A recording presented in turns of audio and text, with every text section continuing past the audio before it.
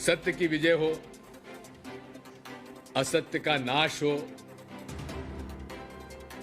प्राणियों में सद्भावना हो, विश्व का कल्याण हो। यही तो सनातन धर्म है, जिसका पालन भाजपा नहीं करती। तो आप सबको हार्दिक शुभकामनाएं। 1985 में मुझे प्रदेश कांग्रेस का अध्यक्ष बना दिया था राजीव जी ने। तब मैं 38 साल का था और तब मध्य प्रदेश के नेताओं में डॉक्टर शंकर दयाल शर्मा, प्रकाश चंद्र सेठी, अर्जुन सिंह जी, श्यामाचरण जी, विद्याचरण जी, माधवराव जी सिंधिया, कमलनाथ जी,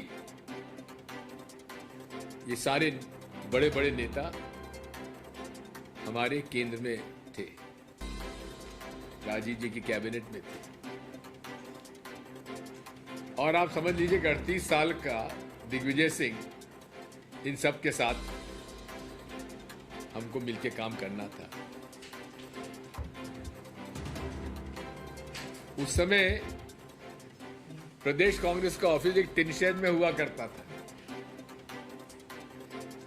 जहां हम लोग नीचे बैठ कर, कुर्सी टेबल पे नहीं बैठते थे, वही मीटिंग लिया करते थे। तब से लेकर आज तक कुछ न कुछ, कोई ना कोई तरीके से मैं उम्मीदवार चयन की प्रक्रिया में शामिल रहा हूं।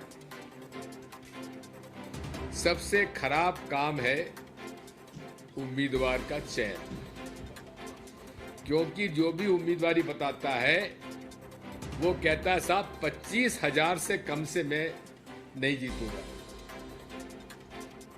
4,000 उम्मीदवार थे। अब 4,000 उम्मीदवार में 230 कैसे चुने? कोई लिखित परीक्षा तो इसमें होती नहीं, केवल संभावनाएं देखी जाती हैं। उसने कितना काम किया, कब से काम किया, जनता में उसकी पकड़ क्या है, संगठन उसका समर्थन कर रहा है कि नहीं कर रहा है, और उसकी विनेबिलिटी क्या है, जीतने की संभावनाएं क्या है, ये देखा जाता है। और जो प्रक्रिया अपनाई कांग्रेस पार्टी ने इस बार, मैं समझता हूं कि बहुत ही पारदर्शी तरीके से चयन हुआ है। सबसे पहले कमलनाथ जी ने जिला प्रभारी बनाए, सह प्रभारी बनाए। मुझे 66 सीटें को देखा था, आंकलन करने के लिए कहा था, जहां लगातार हम हार रहे हैं। पहली बार मध्य प्रदेश कांग्रेस कमेटी में ब्लॉक के नीचे मंडल, सेक्टर और बूथ तक हम लोग पहुंचे। इतनी तैयारी हमारी 2018 में नहीं थी, क्योंकि कमलनाथ जी को केवल 5 महीने मिले थे और शिवराज सिंह चौहान के खिलाफ इतनी एंटी इनकम्बेंसी भी नहीं थी जो आज है।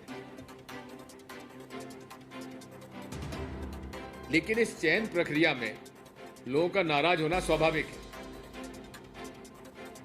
क्योंकि हर उम्मीदवार सोचता है कि मैं सबसे बेहतर कैंडिडेट। अब जिले से नाम लिया गया, ब्लॉक से लिया गया, जिले में लिया।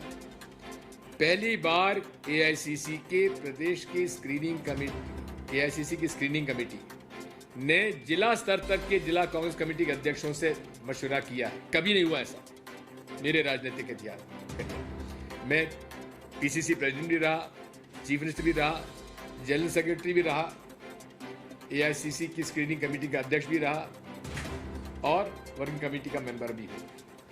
इतना पारदर्शी तरीके से कभी चयन नहीं हुआ था जो इस बार हुआ है। स्क्रीनिंग कमेटी के साथ साथ फिर एआईसीसी के हमारे सेक्रेटरीज, एआईसीसी, कोई असेंबली सेगमेंट नहीं है जहां वो लोग ना पहुंचे। कोई असेंबली, हर असेंबली सेगमेंट में हम लोग पहुंचे। सबसे राय मशवरा किया है, ग्रास रूट के वर्कर से बात की है।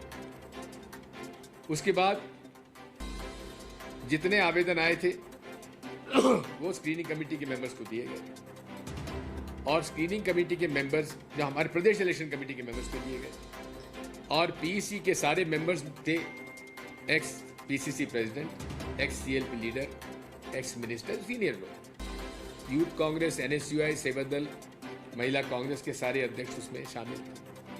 उन्होंने 1 to 1 पूरे एआईसीसी की स्क्रीनिंग कमेटी के सामने अपना पक्ष रखा।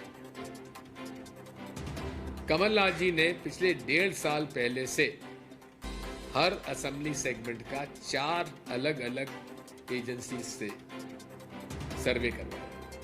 वो सर्वे हमारे पास था। आखिरी सर्वे हुआ है सितंबर 2023। उसकी रिपोर्ट हमारे पास आई। उस रिपोर्ट के आधार पर स्क्रीनिंग कमेटी ने अपने प्रस्ताव रखे और उसके बाद चयन सीईसी ने किया। हाँ, इसमें अपवाद कुछ हैं। जो अपवाद हैं वो आउटस्टैंडिंग केसेस हैं। 90% जो सीट तय की गई हैं वो सर्वे के आधार पर तय की गई है। इसलिए मैं जितने भी हर उम्मीदवार की अपनी अपेक्षा होती है, उम्मीद होती है, मैं सभी से हाथ जोड़ कर प्रार्थना करता हूं कि भरोसा रखिए,